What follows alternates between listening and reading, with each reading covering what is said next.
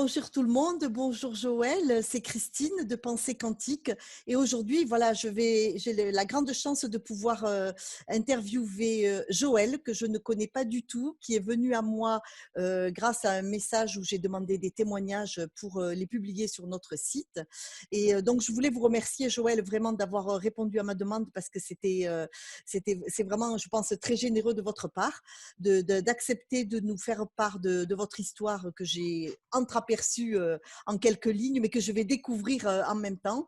Et donc, je vais vous donner la parole pour que vous puissiez nous dire quel est un petit peu votre chemin, comment vous allez pouvoir témoigner et de quoi vous allez nous témoigner aujourd'hui. Bonjour, je m'appelle Joëlle, j'ai 59 ans D'accord, et cet été, j'ai guéri d'une maladie incurable d'accord. et c'est quelque chose de tellement magique qu'effectivement j'ai envie de le partager, j'ai envie de témoigner et de pouvoir permettre aux gens de comprendre que quand on nous dit que c'est incurable, il ne faut pas s'arrêter et il faut continuer à se battre et continuer à croire qu'on peut guérir. Voilà. Bien sûr. Donc, Bien sûr. Vous pouvez peut-être nous raconter quelle était cette maladie et depuis quand vous en souffriez et peut-être, on verra après, peut-être les déclencheurs s'il y en a eu, mais déjà la période de temps et la maladie pour qu'on comprenne mieux votre histoire. Hein. oui. Alors en fait, je suis restée malade 15 ans. Il y a maintenant 16 ans, puisque ça fait 1 an que je suis guérie. Il y a 16 ans, on a enlevé mes fils. J'avais 2 fils, on les a enlevés et ça m'a tellement, détruite, qu'en fait, je suis tombée malade. Je pouvais pas imaginer rester vivante, rester debout, rester oui, avoir la vie en moi, sans mes fils, c'était bon, alors bien sûr, tout au début, il y a tout l'espoir de les retrouver, enfin, il y a plein de choses qui se mettent, en marche dans la tête. Mais en fait, j'étais, assommée par cette détresse, parce que moi, être maman, c'était ma vie, c'était moi et donc je savais plus qui j'étais, j'avais plus de raison de vivre, enfin bon, c'était très, très compliqué. Et donc, je suis D'accord. tombée malade, j'ai attrapé une fibromyalgie.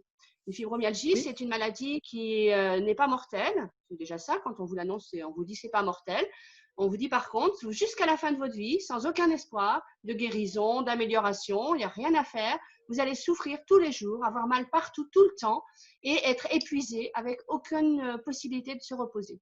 Il n'y a pas de sommeil réparateur, on doit rester tout le temps épuisé et avec des douleurs partout.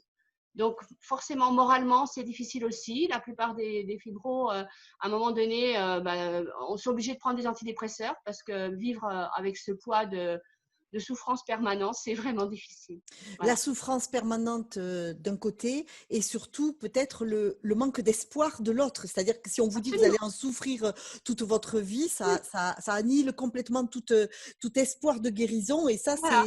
c'est pour le moral, ça doit être juste Terrible. insupportable. Oui, oui. Oui, C'est oui, oui. terrible, vraiment terrible. Alors, j'avais une grande chance, c'est que le diagnostic a été fait juste après le fait que j'ai eu mon bébé. J'ai eu un autre bébé, une petite fille, qui a 16 ans aujourd'hui. Et enfin aujourd'hui en ce moment. Oui, Euh, oui, oui, et, et donc, je ne pouvais pas envisager d'arrêter de vivre. Il fallait forcément que je reste vivante pour ce bébé. bien sûr. Donc, je me suis beaucoup entourée parce que je ne pouvais pas l'élever toute seule. Il fallait vraiment beaucoup de gens autour de moi. Mais elle était un rayon de soleil. Elle s'appelle Lucie. C'est ma lumière. C'est quelqu'un de vraiment extrêmement vivant et qui m'a beaucoup porté, beaucoup apporté. Et pour elle, je voulais surtout que le poids de la maladie soit pas lourd.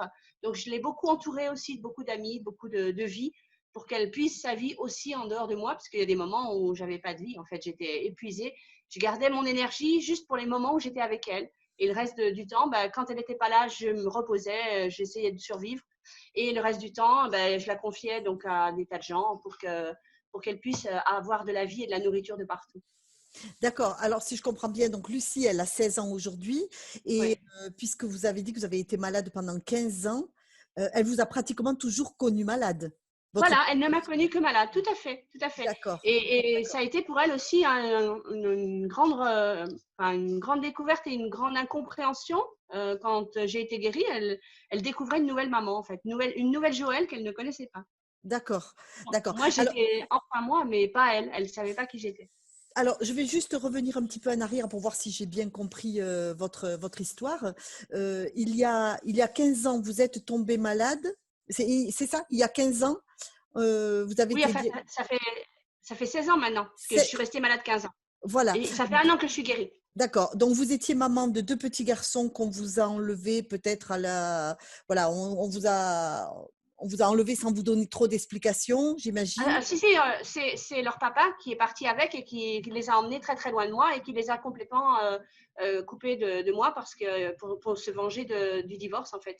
Il les D'accord. a emmenés, il est parti avec eux et sans aucun espoir que je les revoie. Il y a eu un jugement peut-être et vous Non, saviez non, que ah, il y a eu même pas? beaucoup de violence, beaucoup de violence. Beaucoup de violence, d'accord. Et les garçons, ils avaient, quel âge, si je peux me permettre de Au vous moment de demander? leur disparition, ils avaient 11 et 13 ans. Ah d'accord, c'était déjà Oui, des jeunes adolescents, quoi. oui, oui. D'accord, d'accord. Et vous donc ils vous sont enlevés, donc quelque chose de très brutal, de violent, vous me dites et à partir de là alors que vous étiez une maman normale, c'est-à-dire, pas malade, c'est ça que je veux dire? À ce moment-là, vous aviez quel âge?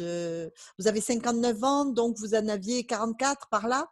Voilà, voilà. Ouais. 44-45 ans, vous 43. Ouais, 43-44 ans, ouais. oui, enfin à peu près, voilà, une quarantaine d'années et vous n'étiez pas malade? Vous Non, étiez non, j'étais en pleine forme. en bonne J'étais santé? éducatrice pour adolescents. J'adorais les adolescents et je me disais, mais ça fait, mes enfants arrivent à l'adolescence et en fait, j'ai pas pu vivre Ah! avec eux ce passage-là et j'ai plus pu non plus travailler parce que m'occuper des adolescents des autres alors que les miens n'étaient plus là, Vous ça a saviez complètement annulé ma vie. vous sa Tout, oui, c'était vous terrible. et oui, oui, on peut imaginer, vous saviez même pas où ils étaient et vous n'aviez plus de Non, nouvelles. non. Donc, vous arrivez à c'est pas grave, vous arrivez à faire un lien entre ce choc qui est inimaginable, enfin qu'on peut imaginer, mais je suppose que c'est un choc énorme, et le commencement de la maladie qui est venu combien de temps, après à peu près? Bah, c'est assez flou le démarrage parce que je me suis pas aperçue de ce qui se passait puisque je venais d'avoir enfin, j'avais ma fille. Il y avait d'abord la grossesse, puis après ma fille, et j'ai cru au début que c'était le fait d'être une maman qui a un enfant à 43 ans, donc du coup, c'est la fatigue, D'accord, donc au début, je comprenais pas ce qui m'arrivait. Et puis le d'accord. médecin me disait, vous êtes en dépression. Je me sentais pas du tout dépressive. Je lui dis, non, je suis pas en dépression. Il me dit, si, si, c'est une dépression cachée.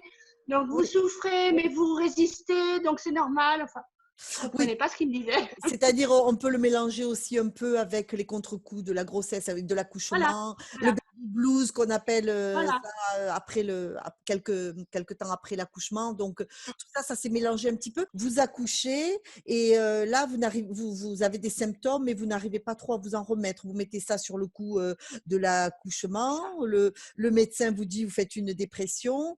Et puis, petit à petit, qu'est-ce qui se passe? Vous Euh, sombrez? Comment ça? Alors non, en fait, je me dis, mais j'arrive pas à admettre ce diagnostic de dépression, donc je vais chercher ailleurs. Donc je prends un rendez-vous avec un rhumato, puis avec un neurologue. On a sur l'Isère, on a un neurologue qui est à l'origine des centres antidouleurs, qui est quelqu'un de vraiment fabuleux. Donc et c'est là que le diagnostic tombe en fait. Et on me dit, bah non, on a fait beaucoup d'examens parce que la fibromyalgie est une maladie qui a un diagnostic par défaut. Oui, C'est-à-dire qu'on oui, élimine la sclérose en plaques, on élimine c'est ça. la maladie de Lyme, enfin des tas d'autres maladies pour Oui, arriver finalement à dire, ben non, c'est une fibromyalgie. Et parce que donc, il y a eu, c'est un diagnostic qui n'est pas facile à poser justement, hein, oui, la oui, fibromyalgie. Donc ça oui, prend toujours un peu de temps, ça peut prendre des années pour certains. À vous, ça a pris combien 1 an et demi. Un un an an et et demi? demi, parce que moi, enfin, je voulais vraiment me battre et savoir ce que j'avais. Notamment, je me disais, j'aime mon travail et je veux pas ne pas retourner au travail, c'est pas possible. Il faut que je sache ce que j'ai. Puis j'ai un bébé, il faut que je m'en occupe, donc il Bien faut que je sûr. guérisse, il faut que j'avance. Le médecin qui continuait à me dire que j'étais en dépression, qu'il fallait que je me repose davantage. Je bougeais plus du tout à l'époque. J'arrivais, le matin, je sortais de mon lit, je me traînais jusqu'à l'ordinateur. Dans la journée, je bougeais 2 doigts pour être sur mon clavier et j'avais mal partout. Il me disait reposez-vous, ne bougez pas. C'est D'accord. quoi? Enfin, c'est pas possible de vivre comme ça. D'accord, oui. Alors, je pense que ça a dû être une période très difficile, je n'en doute pas, mais j'ai envie de dire, c'est presque rapide, 1 an et demi, pour poser un Oui, diagnostic avec certitude, hein. Vous êtes oui, d'accord avec moi? D'accord. oui. Bien que ces 16 ou 18 mois ont dû être terriblement difficiles à vivre. En plus, vous aviez un bébé dont il fallait s'occuper, donc ça devait être quelque chose de très compliqué. Et là, à ce moment-là, vous êtes déjà en période où vous ne voyez plus les garçons. Non, non. D'accord. Donc, au niveau du travail, comment vous avez fait? Vous avez pu continuer à travailler? Alors, j'ai aménagé, quand j'ai su le diagnostic avec ce côté ça changera jamais, j'ai essayé d'aménager mon travail. Et puis, je me suis rendu compte très rapidement que ben, même en l'aménageant, même en faisant, euh, oui, en mettant autour de moi des aides, j'étais incapable de me concentrer, j'étais incapable d'avoir un entretien avec un ado. On ne peut D'accord. pas passer à côté, il faut vraiment être dans l'entretien. J'étais épuisée, j'arrivais plus à trouver les adresses quand j'allais à un rendez-vous, je me trompais sans arrêt. Enfin, j'étais incapable de travailler. Donc, j'ai tenu le plus longtemps possible. Puis, j'ai fait une grosse erreur. J'ai rendu un rapport à un juge en me trompant de gamin. J'ai écrit un rapport sur le. Oh, c'était terrible. Bon, ça n'a pas porté conséquence au gamin parce que j'avais fait le mélange entre deux dossiers très semblables. Mais je me suis dit, mais qu'est-ce que je fais, quoi? Je peux plus travailler comme ça. Donc, je me suis mis voilà. Je me suis mis de côté Pas grave. et je me suis mis au secrétariat pour dire que je puisse accueillir les gens parce que j'avais toujours en moi une vie, une chaleur. J'avais envie de. Donc, Oui, j'accueillais les gens, je les faisais patienter, je tapais les rapports. Enfin, bon, j'essayais d'aider mes collègues autant que possible, mais en même temps, je ne pouvais plus faire mon travail. Et dès que j'ai pu, j'ai pris ma retraite. J'ai eu cette grande chance de pouvoir la prendre très jeune. Ça fait 11 ans que je suis à la retraite. d'accord. Oui, vous avez Et une fois pris. à la retraite, au moins, j'avais pas d'engagement et je pouvais pas blesser les gens et je pouvais me reposer beaucoup et être disponible pour ma fille tout le temps. Euh, et bon, elle avait déjà un peu, elle avait 4 ans, non, oui, elle avait 4, non, 5 ans quand j'ai pris ma retraite. Et du coup, bah, elle était déjà plus grande, donc j'ai pu m'en occuper. Genre, Delphi, arrête! J'ai pu m'en occuper beaucoup plus en fait. D'accord, d'accord. Vous avez eu la chance de pouvoir prendre la retraite anticipée en quelque sorte, Oui, oui, mais ça a été très difficile. Vous êtes resté quand même avec la fibromyalgie et travaillé pendant quelques années, si je comprends bien, oui, au moins 2, 3 ans, oui. qui n'ont pas été simples du tout, parce que comme les gens qui ne connaissent pas cette maladie peuvent peut-être se poser la question, mais c'est vrai que c'est une maladie qui est très invalidante. Mm, mm. Euh, Oui, Voilà. et puis il n'y a pas de, il y a rien qui se voit. Puis il y a des jours où on est plus en forme, puis des jours où on l'est pas. Donc il y a des jours où j'étais plutôt bien. Les gens me disaient ah bah ça va aujourd'hui, t'es guéri. Alors ils comptaient sur moi pour des trucs et le lendemain je pouvais pas du tout les faire.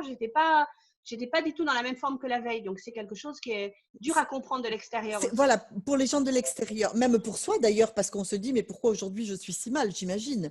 Mais pour les gens de l'extérieur, c'est pour ça qu'on a pu vous dire, ah ben, mais non, tu es pas malade ou c'est dans ta tête, ce qui est très difficile Oui, à entendre, oui. je présume, C'est dans bien ta sûr. tête, il n'est pas agréable, oui.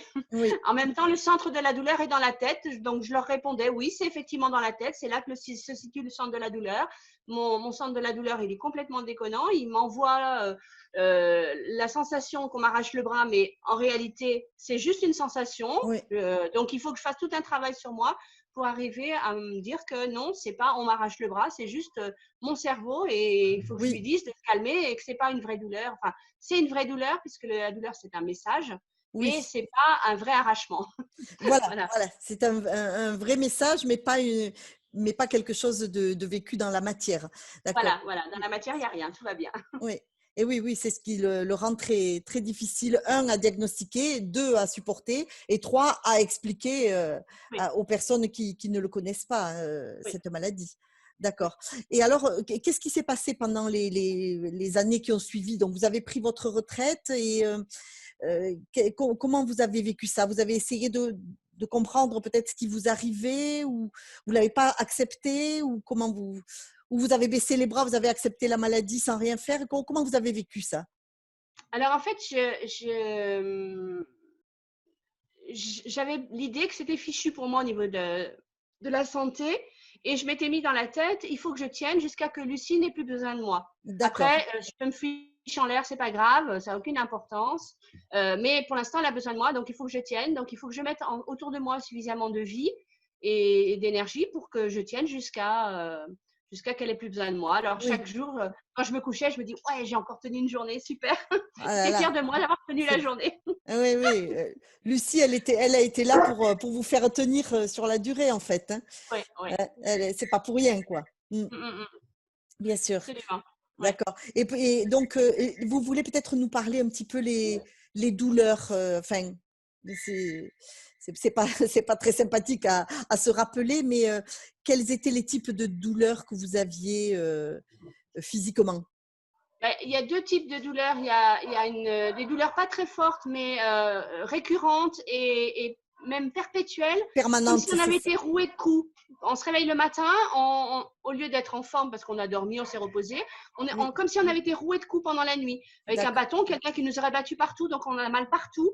Il y a d'accord. rien de. Et puis il y a d'autres sortes de douleurs qui sont fulgurantes et qui sont vraiment, je vous parlais d'arrachement de bras, ou comme si d'un seul coup, on nous avait arraché une partie du corps et c'est très douloureux. C'est des pics très forts, ça dure pas longtemps, mais c'est pas agréable.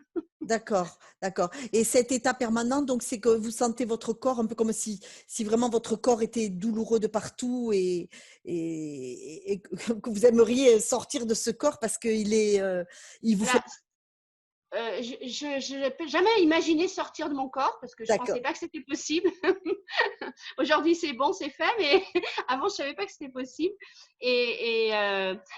Mon corps, j'avais l'impression qu'il était en fer et que j'étais allée sous l'eau et qu'il était en train de rouiller ou que d'ac- c'était du béton à prise lente et qu'il était en train de prendre dans.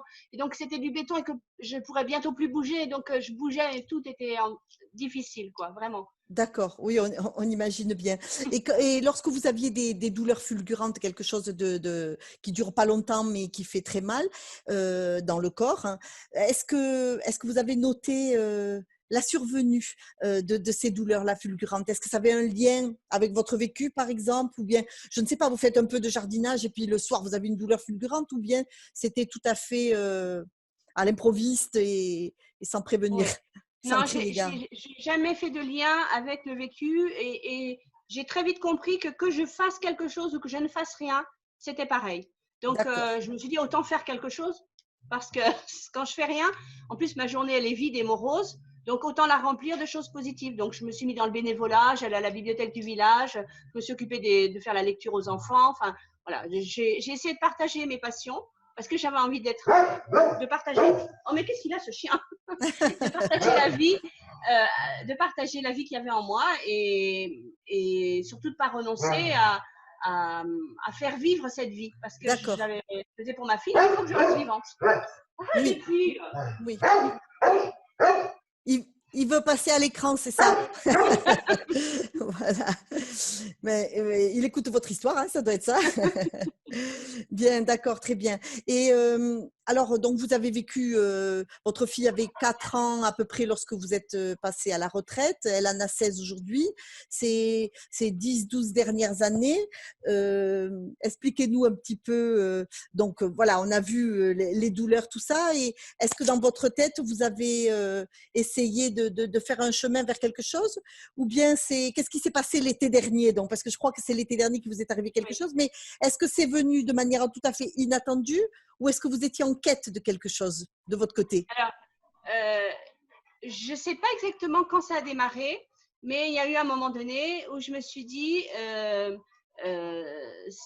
qu'il fallait que j'arrive à tourner une page comme on fait un deuil. C'est-à-dire que mes fils avaient disparu, ok, j'avais plus de contact avec eux, j'avais plus de lien, j'étais plus leur maman, mais j'étais encore quelqu'un. Et je voyais bien Lucie grandir, mais je me dis, ça prend quand même un certain temps, elle a toujours besoin de moi. Donc, est-ce que je pourrais pas non pas tourner la page parce que ça c'était quelque chose qui me paraissait impensable, mais au moins me pardonner un peu et trouver un peu de paix en moi. Et donc j'ai fait un travail thérapeutique. Oui, Je me suis pardonnée surtout, c'est ça le gros truc. Je me suis pardonnée ouais. de les avoir laissés partir.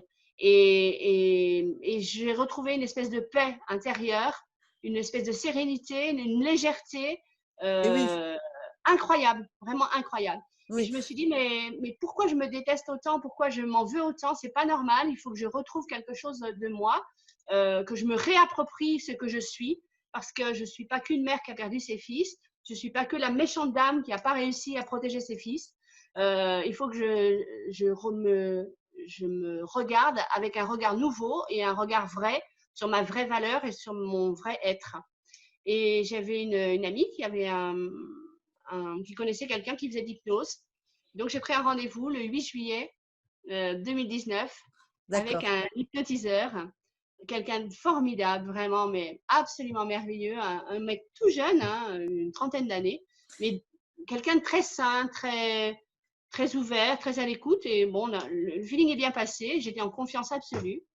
D'accord. Et donc, j'ai été le voir Oui. pour qu'il me permette de m'aimer à ma juste valeur et de retrouver ma véritable taille, ma véritable place, mon être entier, quoi, sans le poids de cette culpabilité dont je venais de me débarrasser. D'accord. Alors ça, c'était le 8 juillet 2019, il y a, l'été dernier donc. Oui, Mais, avant d'en arriver à cette journée qui a été apparemment très importante, pour vous, vous aviez donc, si je comprends bien, fait un travail sur vous les années précédentes et déjà, je vous félicite d'avoir, accepté de demander de l'aide. Parce que je crois que dans ces cas-là, c'est très bien de se tourner vers des professionnels, on en trouve toujours, hein, qui nous expliquent un peu ce qui nous arrive et qui peut nous aider. Parce que, je crois que tout seul, c'est quelque chose qui est juste pas faisable, quoi.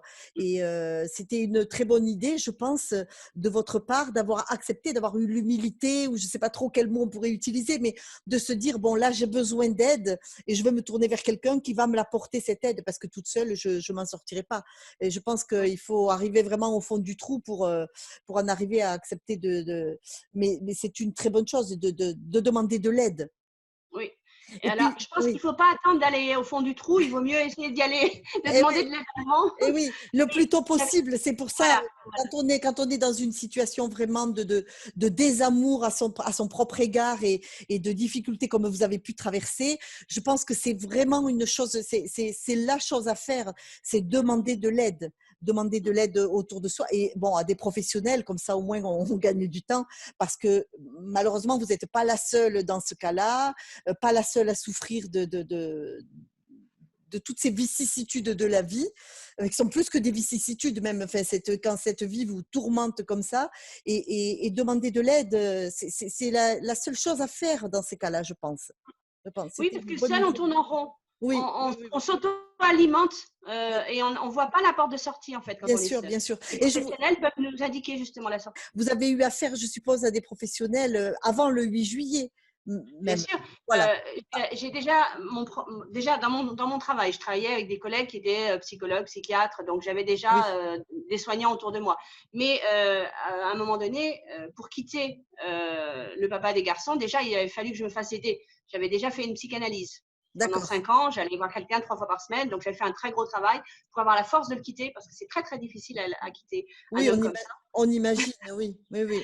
Et après, pour arriver à réorganiser ma vie, donc pendant 5 ans, j'avais fait déjà un travail thérapeutique. Donc j'avais déjà l'idée de tous les bien-être et l'aide que ça pouvait apporter. Oui, d'accord, très bien. Et donc vous avez fait ce travail, en amont et vous prenez la décision, un peu par hasard, on va dire. Enfin bon, moi je pense qu'il y a pas de hasard, mais disons on vous parle de cette personne qui peut peut-être vous aider et dans quel état d'esprit êtes-vous lorsque vous allez la voir, avant le 8 juillet donc? Vous êtes toujours, parlez-nous physiquement, vous êtes toujours en souffrance? Vous êtes toujours Oui, fibromyalgique? Vous êtes toujours, voilà, même si vous avez fait un travail sur vous, vous avez oui. toujours votre maladie physique. Oui, parce que dans ma tête, comme ça ne peut pas évoluer puisque c'est incurable. Il n'y Oui, a pas de traitement, il n'y a pas de soins, il n'y a rien à faire. Alors bon, ben, je me dis, ben, ok, on vit avec. Donc j'ai pris d'accord. l'habitude de vivre avec. Je gère mieux la douleur. Je prends beaucoup moins d'antidouleurs. Il y a eu une période de ma vie où je prenais 17 médicaments différents par jour. Donc Waouh! j'en avais 10 le matin, j'en avais 14 le midi, j'en avais je ne sais plus combien le soir. Enfin voilà, c'était épouvantable. J'avais beaucoup déjà diminué mes médicaments et je gérais déjà beaucoup mieux la douleur en arrivant à parler de l'auto-hypnose que j'avais fait dans le cadre du centre antidouleur avec donc le grand neurologue qui me suivait. D'accord, Euh, et donc, je prenais moins de médicaments. Mais bon, j'en prenais quand même encore et j'étais toujours en souffrance, oui. d'accord. Mais bon, je me disais, c'est incurable, c'est comme ça, c'est ma vie, je vis comme ça. D'accord, à cette période-là, vous n'aviez pas remis cette, chose en question? Du tout, du tout. Voilà, vous pensiez que ce serait incurable et qu'il vous fallait juste vous habituer ou vous accommoder de votre corps douloureux comme il était Voilà. et que vous alliez vivre, vous étiez dans cet état d'esprit? Oui, en début de la maladie, j'ai fait beaucoup de recherches. Oui. sur le monde entier. Je me suis énormément documentée. J'ai réuni tout ce que j'avais compulsé comme information dans un livre. J'ai écrit un livre pour dire voilà ce que c'est cette maladie, voilà comment on vit avec ça, parce que je voulais partager la souffrance. Je me dis aujourd'hui, il ne me reste plus qu'à écrire voilà comment on guérit. D'accord, très bien. Vous avez écrit un livre, vous l'avez Oui. publié peut-être? Oui. D'accord. Le prochain livre, ça sera sur la guérison. Comment on Oui. guérit alors? Bon, Oui. très bien. Je vous prends au mot, hein? Pas de problème. Très bien. Donc, alors, vous étiez dans cet état d'esprit un peu désespéré, enfin désespéré, j'imagine, puisque vous aviez quand même beaucoup de douleurs. Oui, mais j'étais pas désespérée. C'est pas dans mon tempérament. D'accord? J'avais accepté. J'étais plutôt sereine Ah, d'accord. Oui, j'avais accepté. Donc, la souffrance physique faisait partie de moi, mais comme si je me disais, un cul-de-jatte, tant qu'il lutte pour faire repousser sa jambe, il arrivera à rien du tout. Et moralement, c'est terrible. Et une jambe, ça repousse pas. Quand on est fibro et qu'on est incurable, on reste dans sa fibro. On apprend seulement à vivre avec. Mais j'étais pas désespérée puisque c'était ma vie, c'était comme ça. D'accord. D'accord. Vous étiez dans l'acceptation plutôt. Oui, oui. D'accord. Et alors, parlez-nous juste avant ce rendez-vous du 8 juillet. Qu'est-ce qui se passe? Qu'est-ce que c'est qui va basculer ce jour-là? Pourquoi vous allez voir cette personne? Dans quel état d'esprit vous êtes? Alors, je vais le voir parce que bon, je suis dans une nouvelle relation de couple qui fonctionne à moitié, avec des fois une dévalorisation autour de moi. Et je vois qu'il y a des choses que j'arrive pas à faire. Et en permanence, on me renvoie que oui, oui, comme je suis fibro, je peux pas aller me balader avec eux, je peux pas faire plein de choses. Bon, Ouais, et moi, je me le renvoie à moi aussi et je me dis, mais zut, j'aimerais quand même me respecter un peu plus, me reconnaître dans ma valeur parce que j'en ai aussi. Même si je suis fibro, zut, je suis quelqu'un aussi. oui, Et donc, j'avais vraiment envie de progresser, d'avancer. Et j'avais un groupe d'amis qui était assez porteur. Dans le village où j'habite, il y a un groupe de femmes. On a monté une association d'entraide féminine. On se réunit une fois par semaine et on s'entend, on s'écoute, on s'entraide en fait. Quand il y en a une qui va un peu moins bien, les autres la portent et le groupe est très porteur. Voilà. très J'étais bien. dans cette dynamique-là et j'avais envie oui, d'apprendre à mieux me respecter, à mieux me connaître et à mieux exister, à mieux être dans ma totalité. Bien Puisque sûr, maintenant je me fais pardonner, je me disais, j'ai envie bien sûr, d'avancer. la maladie ne fait pas de vous une personne inférieure, hein. Vous avez toute, voilà, on a Voilà. tout à fait le droit et le devoir même de se respecter Oui, en tant que personne. Mhm. Et c'est ce absolument. que vous avez fait. Voilà, donc le 8, j'ai été le voir. Donc j'étais un peu étonnée parce qu'il était tout jeune. Je me dis, bon, moi, est-ce que ça va fonctionner, quoi? C'est vraiment un gamin quand même. En fait, qu'importe que ce soit un gamin ou pas. Oui, Donc je suis partie dans la séance d'hypnose. Alors j'avais fait un peu d'auto-hypnose, ce qui n'est pas du tout la même chose, hein. Donc je suis partie dans la séance d'hypnose en confiance parce que vraiment, je l'ai trouvé très sain dans son discours. Euh, et j'ai fait confiance, voilà, j'étais vraiment d'accord. dans la confiance. Donc je suis entrée dans la séance et très vite, j'ai vécu une décorporation. Alors, chose qui était intellectuellement, je peux me dire aujourd'hui, je m'y attendais absolument pas. Je savais même pas que ça existait. D'accord, Euh, J'étais pratiquante de quoi? De rien du tout. J'étais complètement athée. Je savais pas qu'on pouvait sortir de son corps physique. d'accord. Et voilà. Voilà. Et du coup, je suis sortie de mon corps, mais sans comprendre ce qui m'arrivait. D'un seul coup, je me suis retrouvée dans, dans un non-lieu, mais je ne sais pas comment l'expliquer autrement, dans Oui, un lieu où il y avait énormément d'énergie, des énergies de couleurs, hein, comme des grands filaments d'une centrale électrique, je ne sais pas, enfin, et plein de couleurs différentes. Et j'étais, moi, tout entière là. J'étais unie, moi, et en même temps entourée de plein d'autres. On était très nombreux, on était tous interconnectés, on était tous les uns dans les autres. Il y d'accord. avait un amour immense. Jamais j'ai été aimée comme ça. C'était totalement merveilleux. Et puis le savoir total aussi. Je comprenais tout, je savais tout. Il y avait une évidence, une Spontané. certitude. C'était étrange, mais mais fabuleux. C'était merveilleux, vraiment. D'accord. Et ça n'a pas duré très très longtemps, mais en même temps, je dis ça, ça n'a aucun sens parce qu'il n'y avait pas de temps. Je sais pas, le temps n'avait pas de sens du tout. Il y avait juste de la vie, une vie avec une intensité énorme.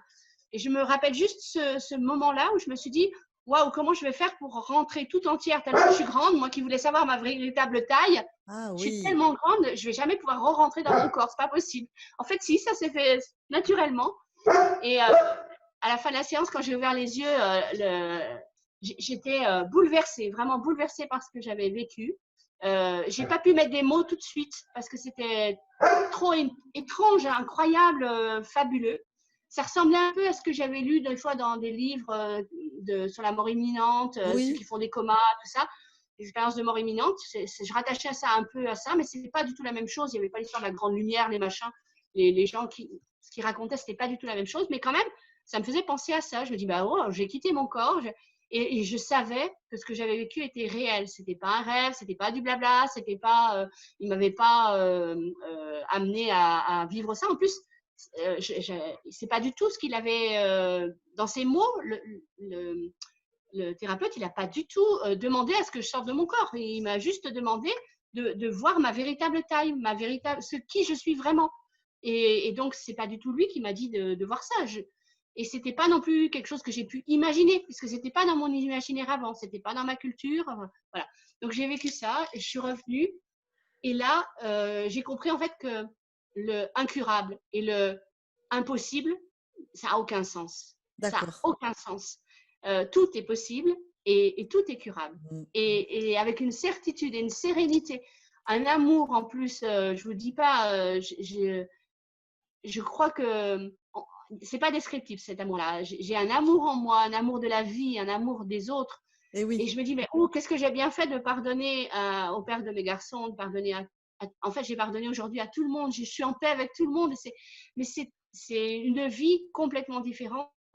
Et je dis même merci à la maladie parce que sans très cette bien. maladie et sans cette épreuve terrible d'avoir perdu mes fils, sans ce que m'a fait le père de mes fils, je n'aurais pas découvert ce que je suis aujourd'hui. Je n'aurais pas vécu cette expérience incroyable et je n'aurais pas de vie spirituelle aujourd'hui. Et donc, je dis merci à toutes les épreuves que j'ai vécues parce qu'elles m'ont rendue beaucoup, beaucoup plus grande et beaucoup, Ah, beaucoup plus oh. heureuse. Ah, Donc, c'est c'est vraiment très émouvant ce que vous dites là, Joël, hein. Moi, ça me touche parce que ça résonne en moi, mais je pense que c'est vraiment, c'est très, très important ce que vous venez de dire là. Oui, bien sûr. et à la Merci à la sortie de ça, maladie. je vous en prie. Ouais. À la sortie de ça, je suis allée voir un médecin avec qui j'avais rendez-vous dans le cadre d'une cure pour la fibromyalgie. Et on m'en avait dit beaucoup de bien. C'était un maître Reiki qui faisait de la médecine chinoise. Et Oui, quand j'y étais, c'était juste après donc le rendez-vous avec mon hypnotiseur, enfin quelques jours après. Et quand je l'ai vu, j'ai su qu'il allait me guérir. C'est-à-dire que j'y suis allée en n'ayant pas. J'avais perdu l'idée que j'étais incurable. Je savais que je pouvais guérir. Je ne savais pas encore comment, parce que ça faisait 15 ans quand même que je portais cette maladie. Je ne savais pas du tout comment en sortir, mais je savais que c'était possible. Et quand j'ai été le voir, ça aurait pu être n'importe qui, ça aurait pu être n'importe quelle oui. thérapie, n'importe quelle approche, ça n'a pas d'importance. C'était simplement quelqu'un qui était ouvert, généreux, disponible et qui me proposait un soin. Et je l'ai pris avec la conviction qu'il allait me guérir. J'ai fait une seule séance et je suis sortie de son cabinet et j'étais guérie. Et je ne prends plus de Waouh. médicaments, et je suis totalement guérie et j'ai plus aucune souffrance. Je peux vivre à 100 à l'heure comme j'étais avant parce que je suis quelqu'un d'assez tonique. Enfin, avant la maladie, j'étais très tonique. Donc là, j'ai Ah, retrouvé tout mon tonus, j'ai retrouvé toute ma vie, toute ma capacité d'aimer. Et enfin, c'est oui. plus la même chose du tout. Oui. Ah, c'est énorme, oui, oui. Ah, Alors, énorme, oui, énorme. je voudrais juste faire une petite précision, Joël. Donc, avant le 8 juillet 2019, vous aviez accepté cet état de fait que la maladie, la fibromyalgie était incurable parce qu'on vous l'avait dit. Et est-ce que j'ai bien compris? Est-ce que c'est à la suite de votre décorporation chez l'hypnothérapeute ce 8 juillet-là que vous avez pris conscience que la maladie était curable, enfin était réversible? Alors, Est- oui, oui et non. C'est-à-dire que c'était pas très clair tout à fait au début. au début, je me disais, mais le corps, c'est pas ce que je croyais. C'est ça que D'accord, ça m'a fait prendre conscience. C'est-à-dire vivre dans ce corps, mais je n'avais pas perçu dès le début que je pouvais changer mon corps, en d'accord. fait. Ça a Et été de un ce peu corps comme, malade, pardon, ça a été un peu comme une révélation, alors, le oui, jour, mais ce 8 juillet là, à la voilà. suite de la décorporation. Voilà, à la suite de ça, ça a mis quelques temps à Oui, décanter, en fait, à ce que je comprenne qu'en fait, bien sûr. je vivais moi dans ce corps, mais je n'étais pas ce corps. Beaucoup J'étais plus. beaucoup plus que ça. Voilà, Voilà, j'étais beaucoup plus grande que ce corps. Et que ce voilà, corps dans lequel j'habitais aujourd'hui, ben, c'était mon véhicule, c'était voilà. ce qui me permettait d'être en contact avec les autres sur cette terre, voilà. Mais je pouvais en faire quelque chose, je pouvais agir dessus. Parce que quand on est, j'allais dire là-haut, c'est idiot parce que c'est pas en haut, mais quand Oui, on est en dehors de son corps, on sait que tout est possible. Et du coup, une fois revenu dedans, on se dit, mais oui, tout est possible, mais oui. Donc, je ne suis pas obligée de rester malade. Et en d'accord. plus, c'est à ce moment-là qu'il y a eu comme un déclic. Je me suis dit, la maladie, elle avait du sens tant que Oui, je pensais que je ne pouvais pas vivre et être heureuse en ayant perdu mes fils. oui, Aujourd'hui, je sais que j'ai perdu mes fils, mais que j'ai quand même le droit d'exister pleinement. Je suis quelqu'un de beaucoup plus grand que ce vécu-là. Je ne suis pas que ce vécu. Et du coup, d'accord. la maladie n'avait plus de place, Elle puisque n'avait plus de sens. elle Elle n'avait a, aucun sens dans ma elle, vie. elle a délivré son message. Voilà. Il lui a Elle fallu, avait fait son travail. voilà, voilà. Il vous a fallu 15 ans pour entendre le Oui, message, mais à oui, partir du moment où vous avez entendu et compris, parce que ça a pris quelques jours, bon, entendu le jour du 8 juillet et après compris et intégré le message, à ce moment-là, la maladie n'a plus de sens, donc elle disparaît. C'est ça elle que pouvait vous êtes en partir. train de me dire? Tout à fait. Elle pouvait partir. Ah, c'est magnifique comme témoignage. Vraiment, oui, oui, Merci. oui. Et Mais oui. c'est magnifique de l'avoir vécu. Je vous promets que de Ah oui. l'intérieur, c'est magnifique aussi. Je me doute, oui. Oui, donc quelques jours après, vous avez reçu ce soin et là, vous avez su que vous n'étiez plus malade et comme ça, pratiquement, vous vous en êtes rendu compte quoi, le jour même, le soir même ou le lendemain, vous n'aviez plus de La veille même. douleur? La veille même. Ah oui, d'accord, la veille. La veille, je savais qu'il allait me guérir. Je le savais. C'était clair pour moi. Alors, moi, juste, je changerai un tout petit peu les mots. Vous saviez la veille que vous alliez pouvoir vous guérir Oui. grâce à lui, à part Oui. son Il soin. allait être Parce- l'instrument avec Exactement. lequel il allait me guérir. Voilà, C'est parce ça. qu'en fait, Parce que, c'est vous, c'est vous-même qui vous êtes guéri. absolument. Hein. Tout à fait. J'en Lui, suis il est juste certaine. un moyen, voilà. Voilà. Et je l'ai remercié évidemment. Oui, Hein, j'ai la gratitude pour lui. Mais en même temps, j'ai oui. très clairement pas crié au miracle en disant allez voir ce monsieur, il est Non, fabuleux, il m'a guéri de la fibrose, non, j'étais incurable. Non, vous vous c'est pas êtes lui qui m'a remercié. guéri, Oui, j'espère c'est que vous moi. vous êtes remercié à vous-même aussi. Oui, voilà. Et oui, voilà. Absolument. Mais en même temps, je me disais, je l'ai mérité, c'est bon. Oui. J'étais enfin capable de me guérir. Ah, Je c'est me suis un super. petit peu engueulée de l'avoir pas fait plus tôt. Je me dis, mais quand même, pendant 15 ans, quel, quel, Eh quel bien, gâchis. J'aurais pu faire plus de choses, mais bon, tant pis, je vais le faire maintenant. il fallait ça pour comprendre. Oui, Voilà, vous, il vous a fallu ce temps-là, mais c'est énorme. Pensez simplement, plutôt que de penser à ces 15 ans, pensez à tout ce que vous avez devant et absolument. ça peut donner beaucoup d'espoir à des personnes qui vont vous entendre, vous écouter, qui sont peut-être fibromyalgiques ou d'autres maladies qu'on leur a dit incurables et qui n'ont pas d'espoir Mm, mm. et qui peuvent justement comprendre par votre témoignage, au travers de votre vécu à vous, qui peuvent comprendre que elles aussi, elles ont de l'espoir. Et, Oui, et faut pas renoncer. il faut trouver son chemin, il ne faut pas renoncer, oui, bien sûr. Et Faut pas renoncer. Et puis, le mot incurable, aujourd'hui, pour moi, il a vraiment aucun sens. Et non, quelle que soit la maladie, moi, c'est la fibro, mais ça aurait pu être autre chose. Je crois que oui, aujourd'hui, je sais qu'on est vraiment le maître de sa vie. oui, Et il y a des choses à digérer, il y a des épreuves à passer. C'est ça qui oui, nous fait grandir. On bien est sur sûr. Terre pour ça, Voilà, pour vivre ces épreuves et pour voilà. en grandir, pour en tirer une leçon. Oui, vous Moi, j'ai été aviez. un peu longue à la comprendre, mais, mais je Non, l'ai non. compris, c'est ça qui est important. Ah Le oui, c'est temps sûr. n'a aucune Il importance. y a Donc, beaucoup c'est de trop gens qui ne le différent. comprennent pas aussi, et puis vous l'avez compris, c'est très bien. Et maintenant, le message, c'est de transmettre pour essayer de faire Mm. comprendre à d'autres personnes, donc Oui. Et comme puis, alors, avec cette vidéo. après l'été dernier, il y a eu un chemin à faire aussi. C'était de me dire, ben voilà, maintenant que j'ai passé cette épreuve qui était lourde, Oui, mais qui m'a beaucoup apporté, maintenant, il faut que je comprenne qui je suis et qu'est-ce que je dois faire de ma vie maintenant. La nouvelle Joëlle, comment elle va vivre, qu'est-ce qu'elle doit organiser, qu'est-ce qu'elle doit apporter, qu'est-ce qu'elle doit partager. Et donc, du coup, ça a complètement changé, évidemment, ma vie. Déjà, d'être guérie, forcément, ça, Oui, c'est pas la même chose que d'être malade. oui, Surtout une maladie aussi invalidante. Donc, bien sûr. ça oblige vraiment à réorganiser des choses. Et là, je vends ma maison dans laquelle je suis actuellement, une belle maison en pierre, grande, mais pas du tout adaptée pour l'entraide. Et j'achète l'ancienne boulangerie du village, dans laquelle je vais faire une maison d'entraide. Une maison d'entraide pour les femmes, pour l'association d'entraide féminine, donc pour qu'on puisse accueillir. Une maison dans laquelle on Super. mettra aussi, il y a une boutique, puisque c'est une ancienne boulangerie, on mettra tous les artistes du village qui pourront exposer leurs affaires. Enfin, un lieu d'entraide et de partage pour les migrants qui sont en attente de papier, pour les femmes qui sont femmes battues, enfin, etc. Voilà. J'achète cette maison, je fais des appartements dedans et un lieu d'entraide. Et ça a du sens. Vous ne pouvez pas imaginer Ah après oui, tout ce que j'ai vécu, comme c'est porteur de sens, si, comme tout se met, comme les pièces d'un puzzle qui s'assemblent. C'est-à-dire toutes mes expériences d'éducatrice, oui, tout ce ah que oui. j'ai vécu dans mon passé professionnel, dans mon passé personnel, ça s'assemble pour se regrouper et former aujourd'hui cette maison d'entraide et ce partage au niveau du village, au niveau de la vie autour de moi. Ah oui, c'est C'est magnifique. Oui, voilà, c'est c'est le quelque cadeau de la chose. vie. Merci, Ah merci. oui, ah super. Eh ben, vraiment, je suis très contente pour vous parce que je pense que là, vous allez rayonner dans le village.